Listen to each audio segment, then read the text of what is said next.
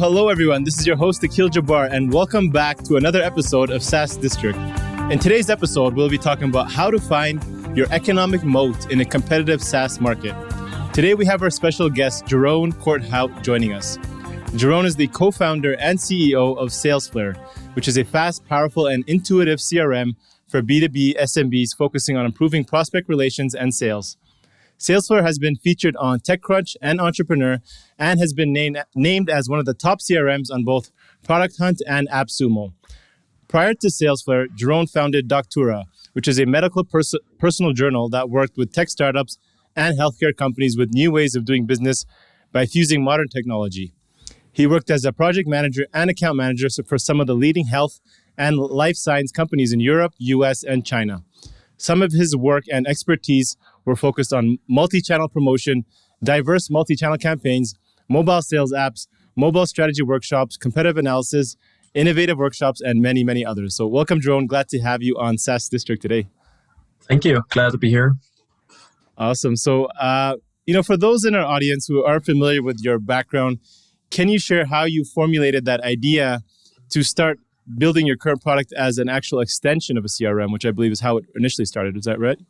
Yeah. It was actually, my co-founder and I, we were working on a business intelligence software company, basically working on sales there very hard. I had been in the position you mentioned, working for pharma. I had been working with Salesforce, both deploying it at pharma companies and using it internally at that marketing consultancy. And I never really understood how it benefited me practically. It was great for the CEO to have an overview of what's in the pipeline, which clients are we targeting, and all those kind of things. But for the end users, the rest of us, it wasn't really super helpful.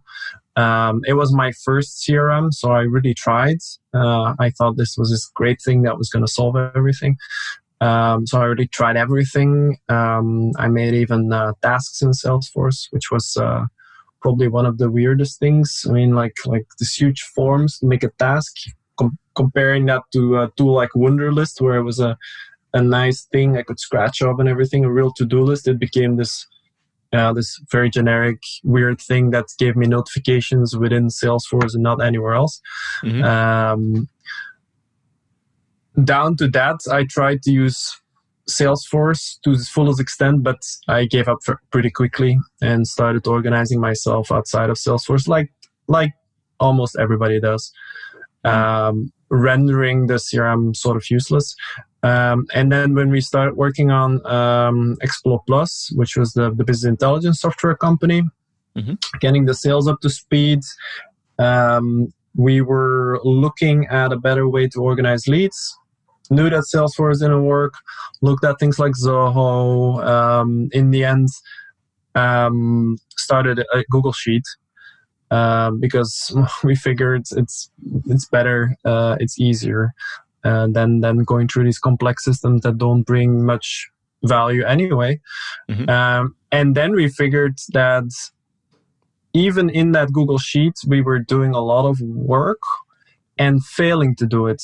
We failed to fill out every time that we contacted someone, whether via email, phone call, a meeting, when the next step would be, when, all this kind of stuff.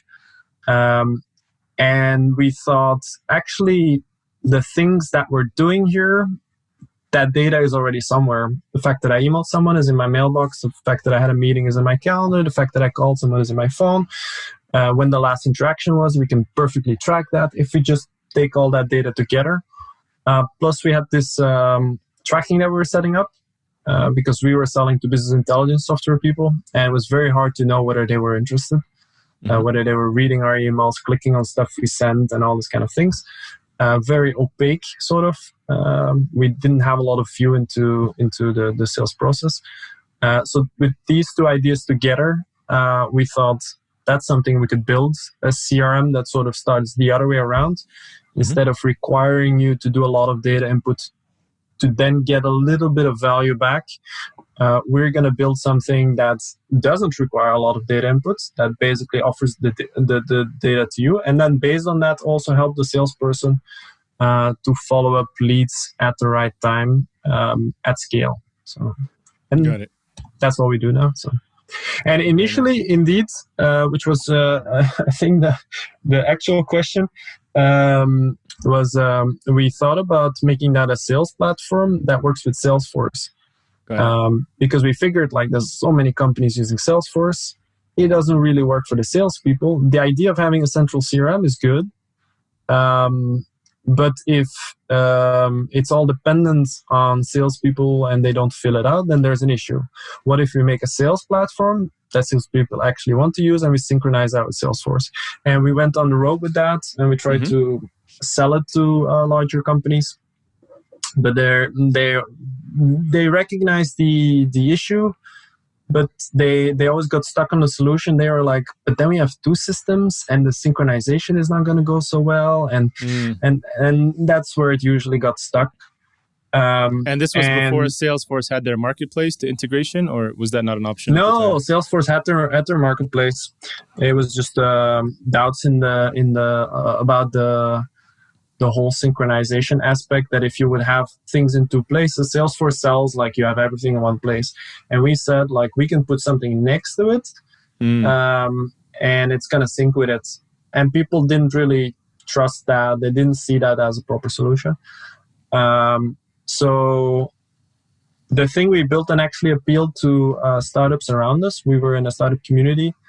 And people were like, oh, this looks good. This is better than what we have. And could we like try this? And then we started figuring like, okay, maybe instead of trying to sell to big companies, why don't we sell to small and medium-sized one? Which actually, if you think about what the different parties are looking for, makes also much more sense, because small and medium-sized companies are really focused on that practical tool for end users. While big companies still very much make their decisions top-down from management, where the CRM is basically a management tool, and the end user keeping what they want in mind is sort of an afterthought. So, yeah. So just to clarify for those in our audience who don't know what CRM is, customer relationship management. It's a platform where companies are using to manage their customer relationships. There's over other 600 options out there in the market: HubSpot, SalesLoft, Pipedrive, a couple of others. What did you feel was missing, and how are you guys, standing apart from all the others? Yeah, well, it's what I explained. The whole CRM that it really starts from existing data. That is not a manual system that maybe pulls in more and more.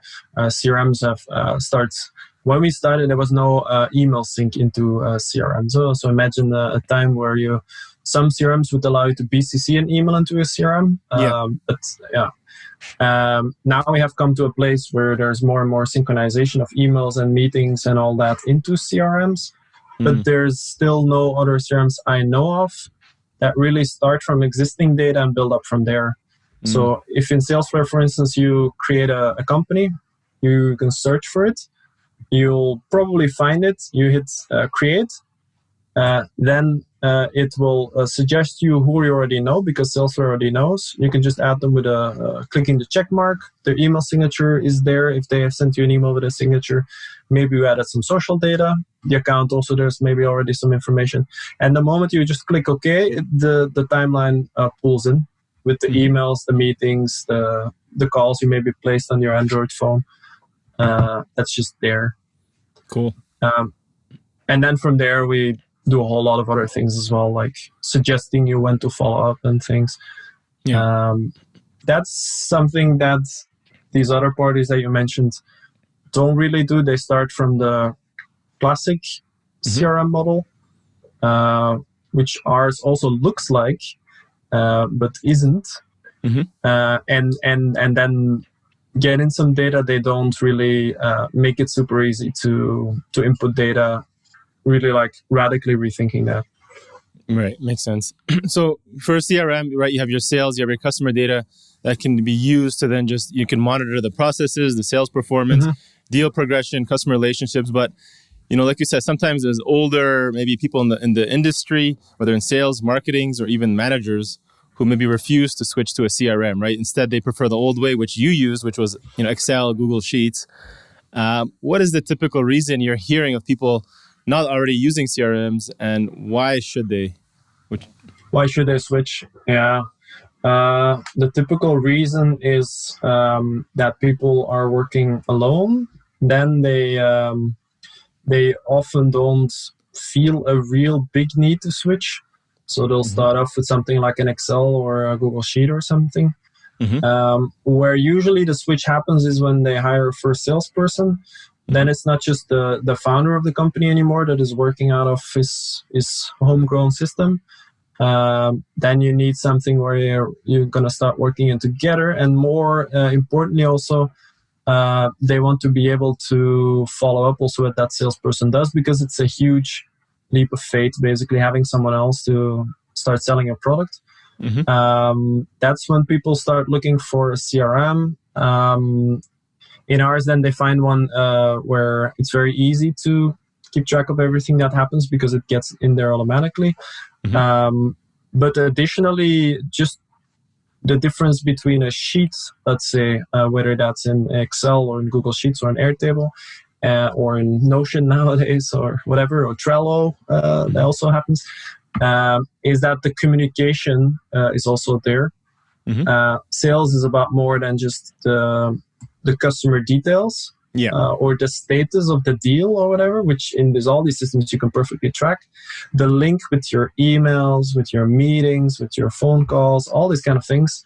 That's something that misses in such systems, and which is actually the essential part of the sales process, is what you're discussing. So a big reason to switch. Specifically in Salesflare, what specific data of the analytic data that you guys provide and your tool collects is most useful for SaaS sales teams for driving, decision making, and what should they be setting up or paying attention to when they first start on your platform? That's a very good question. Now, apart from all the things I mentioned already, because all of this information, who a customer is, what the picture is, their social profiles, the timeline, all these kind of things, obviously. This is who the person is and what you're discussing with them is essential. But then if you want to start digging deeper, some of the metrics you're, for instance, going to want to look at is how long it takes to get a deal from lead to one. In our insights, it's called the sales cycle. That's an interesting thing to see. Where that is and how it evolves. Then you want to keep track of how many new deals you create in a certain period and how many you close, and make sure that you keep hitting both always, not start working all of a sudden on closing deals and forgetting to fill the pipeline or going the other way around. It's important to always work on both so that you have a nice, consistent flow through the pipeline and not a sort of, I don't know how to say, off and on situation, like a roller coaster. Then you can follow on deals where they get stuck. So you can keep track of where deals stay in which stages for how long. So that you have an idea of which deal is basically dying and where deals are dying. You can keep track of slipping deals in that respect as well. So deals on which you didn't have any communication with the customer for a certain amount of days. And you can keep track also of the input-output relationship of your salespeople. If you're seeing that a salesperson is not performing, you'll probably want to go look whether the input is there. And if an input, I mean, are they actually communicating with customers? Like, are they doing their emails, their calls, their meetings? And if they're doing that, dig deeper into why not. Is it that things get stuck somewhere in the pipeline? Is it that they're doing the wrong things with customers? That's all things you can investigate then. Got it. And when you guys first launched, can you share what your initial go-to-market strategy was with Salesforce and how you guys acquired your first 100 customers? You can actually, if you type first 100 customers in Google, I think our blog post is number 1 or number 2. Cool. That was a post that we wrote before we got our first 100 customers, but it was sort of a prophetic post. Mm-hmm. The first, I would say, 20 or so Mm-hmm. were all from our own network, plus some press. We tried to get in the press sometimes. And actually, our first customer, for instance, came from an article in an online magazine. He had read about us and thought, "Oh, that's interesting," and then contacted us. Okay. And some of the other of the first 20 as well. But then others, we just are people we knew, or people we got to know, and that we then sold Salesflare to, because we sold it with a real fully guided sales process for a long time.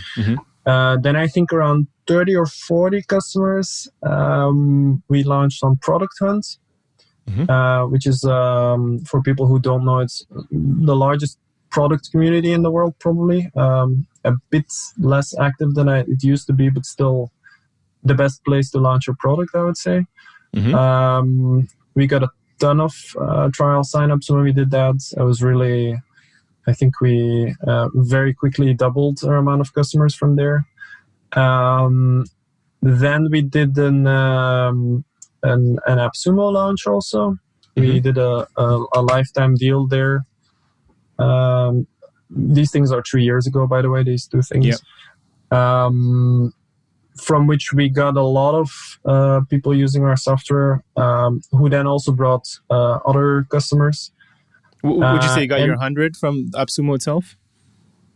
Did you hit your 100? Way over it. Yeah. And what were you guys charging there? I know typically like $37, $47, or were you guys a little higher? Back then it was $39. Now deals start higher. Our deal was one user for free and others at a discount. So we actually also got customers from AppSumo. Customers that pay a bit less, but still also customers. And then from there, it sort of gave us the scale to start growing also based on word of mouth, start pulling traffic, getting good reviews on review sites. Then we started building up our content marketing. And those are still the main things we drive on today. So, talking about Product Hunt and AppSumo specifically, there's a lot of mixed feelings from founders I speak to who go that route from offering lifetime deal option, because sometimes they just say it's not worth it, right? Even though you can probably, fuel your initial growth and your pay for your initial development and cost. But, the amount of time, effort, refunds, customer support that you may have to deal with, I guess it depends on the product. But, looking back now, would you still do it now again and recommend it? Yeah, well, if it works for the product I'm launching, for Salesflare, I would do it again. If I would launch something else, I would wonder, is my product right for this audience? Is there a way that when I spread it, it's not for free, but at a low cost for the end user? Is that going to give me a lot of support? Is that going to increase my reach? For instance, if you have a product that is inherently visible, like you have a video product, for instance, that people use to call with each other or something, then it totally makes sense, because you get more people on your product, more people see it, and that sort of gives you a big boost. Additionally, it gives you a lot of clout, like we got for word of mouth. But that's only, you need to make sure your product is not crappy at the moment you launch it, obviously. Okay. Gives you clout for review sites. It gives you a lot of feedback if you're interested in improving your product. But always keep in mind what the load is going to be, of course. If the load it's going to create is going to get you a ton of costs, whether this is on support or some system you need to pay for every user, then I would say stay away from it too. Got it. So you talked about that now you guys are focused on content marketing. So you guys are obviously focusing still on SMBs, I'm assuming. What else is working for user acquisition, and how does your content marketing strategy look like? So our content marketing strategy right now is mostly focused on creating SEO traffic, because that's traffic you keep, that builds. I mean, you're actually building a machine rather than always getting a campaign and it dies off. Yeah. We try to write posts that are on topics related to Salesflare, interesting for our audience, in which we can also showcase Salesflare a bit, so that people get to know our product through reading the post. But that is still, I mean, apart from the showcasing of Salesflare, a valuable article for people who are exploring that specific topic. And a post that is also shareable, because we have a schedule on which we share posts to our audience to make sure that they can learn from it, and we can build up a larger audience from there. Apart from that, what's mostly working is word of mouth. It's getting listed in more and more places. It's getting good reviews. It's all these kind of things. A lot of the other channels are very hard in the CRM industry.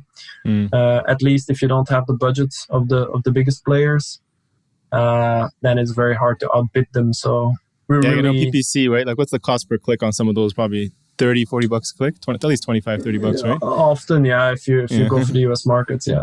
Yeah, stay away from that. Yeah, maybe if you're enterprise and you have a team to kind of manage it and a good process, that could work. But it's expensive, right?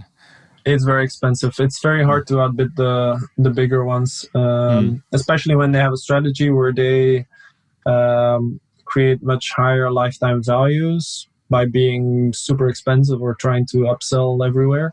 Exactly. If you then take another strategy, then it's hard to beat them there. So equally important of what's working for you guys. What hasn't worked or failed in the past few years, or say even in the first 18 months for you guys? I need to make a selection now. Yeah, at least 2 or 3. Let's say, or 1 to 2. Well, it didn't work. Ads. That's something we definitely tried. Facebook, Google, everything, or LinkedIn, or what did you guys try? Ads to create trials. Didn't work. To get people on the software. That's like outbound ads. If you're doing ads inbound, like people are looking for stuff, that's doable. Then you get quite some good leads. But if you're trying to sell a CRM to people who are not necessarily looking, we tried that, and it's super hard. We tried out a freemium product in a closed beta. We thought we could make that work with a decent conversion from free to paid. But that was very hard. We got a lot of unqualified people on the software. Some getting to paid, but then a lot also staying on the free plan. The problem is a lot of CRMs do that, so it's not really so unique. Do you remember the stats on that? Why you say it failed? Like, how many people were coming to your site? How many were converting to free? How many were converting to paid? How many? I only remember how many we kind of got on and how many converted. I think we were around 600, 700. Remember, we did this in a closed way so that nobody else, our current customers, didn't know before we switched, because we were afraid of making the switch. Of course. And I think we converted 3 of those. So out of 600. So not a very big number. Okay. Yeah, that's a good experiment. Very good experiment, but yeah. Yeah. It took us quite some time, and it turned out to be nothing. We had good hopes for it, but yeah. What else did we try? Is it things that failed only? Yeah. Yeah, fails or just didn't work out, or you wouldn't do again. So I said ads. I said freemium. Well, outbound ads at least. Did you guys do any outbound sales? Did you guys try, or is the LTV not worth it and it doesn't justify for SMBs? We've tried that. In the beginning, we had some initial success with it. But that was quite a while ago. Then not so much anymore. I might retry it with a different strategy, being more specific about the target segment we go after, and building out a targeted outreach there that shows up a customer case and stuff like that. Yeah. It's not completely written off. We haven't done it in a while. Well, at least not for customers. We do outreach for many other things, podcasts, for instance. Yeah. But not for customers. Got it. Cool. I think that was good. So you also run your own podcast, Founder Coffee. So those in our audience, check him out. That's another podcast about founders. Hey, will you buy me a real coffee if I come on your show? I don't know if that's an actual part of the deal. And I guess what is To be very honest, I actually bought coffee to send to guests way back. Yeah. But I don't have any assistant or so, and I just never got to sending it. So it's still standing there, and I didn't buy any more. I mean, the list of guests keep increasing, and I stop buying coffee because I know I'm never going to send it. Yeah. If we see each other ever, I'm very happy to buy a coffee. Perfect. My guest list is limited though to SMB SaaS founders, preferably those who are a bit more known, because what I do in the podcast is exploring what the person behind the company, let's say. So who is this person? What does he or she do on a daily basis? How does he or she think about things? This kind of thing. So that SaaS founders can learn from each other, that it's less of an alone sort of spot, that they can share their journey with other SaaS founders. Makes sense. So you mentioned something, habits over goals. Can you share what habits you include in your day-to-day? What do you focus on a personal level? And do you also apply that within your team and business to help grow the company, or is it just on a personal level? It's a thing we started off beginning of this year. What we saw last year is we always put out goals for the year. But we saw that the ones that we followed best were the things where we rather defined the input than the output. So if we say we're going to do this that many times a month, that was much more likely to happen than if we would say the end result needs to be this, like we need to grow this much or something. So then we started thinking like we can define these output goals that still make sense. But what we're actually going to focus on is not what the output needs to be, but what the input needs to be. So we're sort of defining what we're going to do on a consistent basis to get to these goals. So we define things like we do 2 features a month, 1 onboarding improvements, 1 SEO article, 3 growth improvements, or I think we said 2 to 3 in the beginning, but being 2 times visible outside our own audience. There we set the bar quite low because I think we're rather at 10 a month or something. 1 support approach improvements. We have a whole list of stuff we do on a monthly basis. Also team events, but that's more on a quarterly basis that we at least do 1. Okay. So that we can focus on all the things we find important while being super busy. We still know that this is stuff we need to do, so that at the end of the year, we're not like looking at things and being like, oh, we didn't reach this. Oh, yeah, that's because we didn't do that. No, I mean, we've done it. I'm certainly myself a person who tries to build routines. Pretty good at building habits for myself, but that's if it's only yourself, it's pretty easy. Huh? It's when you're trying to establish habits in a team that it becomes another level of. It's definitely another level. Yeah, you're not the coach, you're the trainer. You have to get them in the gym. So it's like the gym, right? It's like you either say, "Hey, I want to lose 10 pounds," and then you get frustrated, or you just focus on, "I'm going to go to the gym 3 times a week," and then you see what happens in 3 months, right? Yeah. So yeah, that makes sense. But now you're trying to get everybody into the gym and pushing them, so that's a little different, right? Yeah. Yeah. Cool. Now that I think about it, though, is it harder? because you're also you can sort of put it on each other. You can help each other to It's follow accountability. the habits. Accountability, and you maybe push each other, motivate. So instead of doing it by yourself, so maybe not. I think it's harder to be self-disciplined. Is actually a harder trait than if somebody's there waiting for you, right? So yeah, maybe. Yeah. Cool. So you guys have raised yeah? Yeah. No, I said I'm rethinking what I just said. Yeah. Cool. I was just gonna say, so you guys have raised, I think, was it $1 million in external funding so far? Was that a seed round? If you add everything up from angel funding to accelerator money and subsidies, we must be around that number. Yeah. Okay, so you went up to angel, some subsidies, and then accelerator. What's the next milestone that you hope to achieve for the business, and how do you guys plan to do that? Are you planning to raise more money, or what's the next goal? Our milestones are very much on a month-to-month basis, trying to hit our goals there. That's then in terms of where we're going, we have different options. Either we specialize a bit more. This is a likely scenario. We are in such a big crowded market that if we really want to break through, we're probably going to pick a niche. Another option for us is teaming up with bigger players. We're really trying to figure out a strategy where, it's not that we're not growing nicely and all that, but when we started, we had bigger dreams.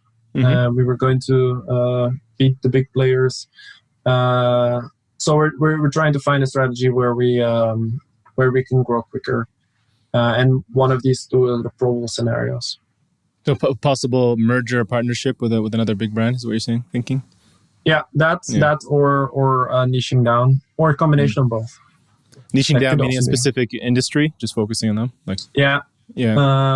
Interesting. It could very well be that this is SaaS. That's actually our preferred route. We have a lot of agencies on the software, which is marketing agencies, software development agencies. We also have a lot of tech companies, and a large part of those are SaaS companies.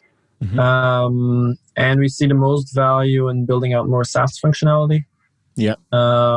Where you connect the CRM much more closely to the SaaS product and to the subscriptions. That is an interesting route for us to take. Interesting. So you're on a SaaS podcast today. Where can our audience and SaaS founders and marketers get in touch with you, learn more about your working on at Salesflare, and maybe try you guys out? I can share a discount. I haven't made it yet, but I'll make it. And by the time it launches, you can use the discount SaaS District. Perfect. And it will give you 25% off for 3 months. Awesome. You can find all about Salesflare on salesflare.com, and there's a button to start a trial. It starts with 7 days, but you earn days as you do stuff. We made this sort of gamified concept where when you go through setup steps, you can get to 30 days and more. Okay. And if you want to connect with me, LinkedIn is the best place. But with a message, please, because otherwise I don't know where you come from or something, and I won't accept it. So.